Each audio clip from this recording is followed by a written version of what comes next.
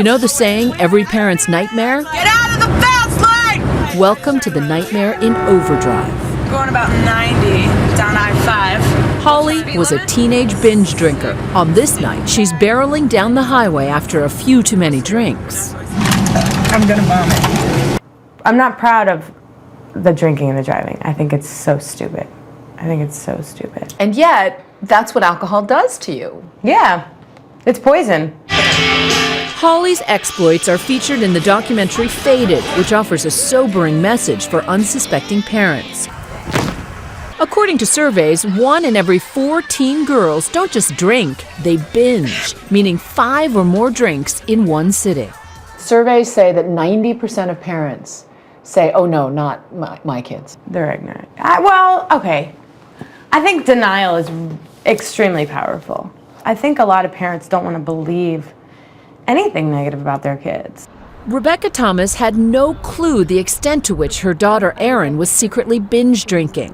One night she wound up at a party with older boys she didn't know that well. So I thought, I'll just take a couple drinks, I'll relax, I'll get to know these people. But then that turned into, I'll take another shot and I'll take another shot of this. So how many drinks do you think you consumed that evening? About 4 beers and I want to say 10 to 13 shots. 10 to 13 shots on top of that? Yes. How did you stay conscious? I didn't. Rebecca, as you're sitting here listening to this, 14 drinks?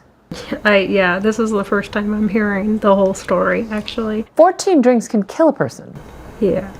Erin then got into a car with her boyfriend, who was pulled over for DUI, and Erin was taken into custody for underage drinking. Her mother got a heart-stopping call.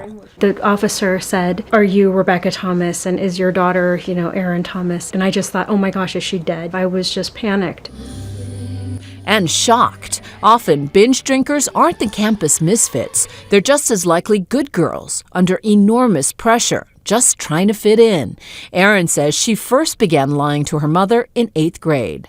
It was about me wanting to make a decision and knowing that I wasn't going to be able to do anything unless I did it behind her back. You wanted control. Yes. Often, underage bingers secretly pre-game, pounding stomach-turning quantities of alcohol before the school dance or the big game, where alcohol is strictly banned. Shotgunning 5 beers over a couple hours could be pretty common. Little kids, they don't even like the taste of alcohol. No, They're we just hate it. They're just chugging it. It's disgusting.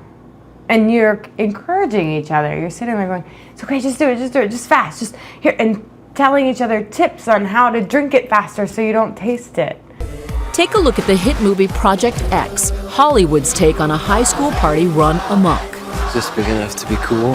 For girls, alcohol has the added danger of giving them courage to act out sexually and then providing an excuse for the risky behavior the morning after.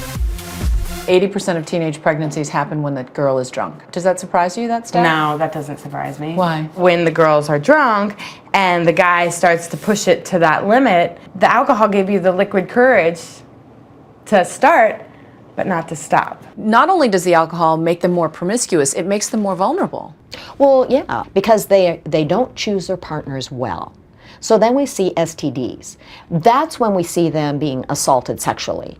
Or they pass out, and now the males take advantage of them. Shelley Campbell has treated all sorts of ghastly consequences during her 40 years as a trauma nurse at Legacy Emmanuel Medical Center. It's about 3/4 of the injuries, all injuries. Tripping over a curb had alcohol on board. Or people heard there was a party, this happens frequently, and show up, and they can't get rid of them. And so we got knives pulled, we've got guns pulled, and then we have violence. But beyond getting injured, according to a new study, teen girls are more likely than boys to damage their brains because they weigh less and their livers process alcohol differently. Brain scans show less activity in the areas of memory, spatial awareness, and decision-making. How much have you had? 5, 7, 8 shots. As the documentary shows, it starts young.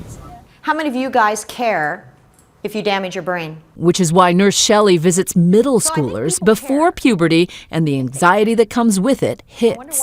Once that brain's damaged, It doesn't get better. It turns out you're 5 times less likely to abuse alcohol as an adult if you can just delay drinking till after age 15. We're going to do some skits. So Girls Inc. of Portland, Oregon targets 12-year-olds with exercises designed to prepare them for the inevitable temptations. Hey, do you want to go to this party with me down the street? It's going to be totally dope. What are we going to do? You know, take some shots, get buzzed. And give them the weapons they need to resist peer pressure. We're going to have so much fun. Well, how about we just go have a girls' night at my house some other time then? Okay, sure, whatever, bye.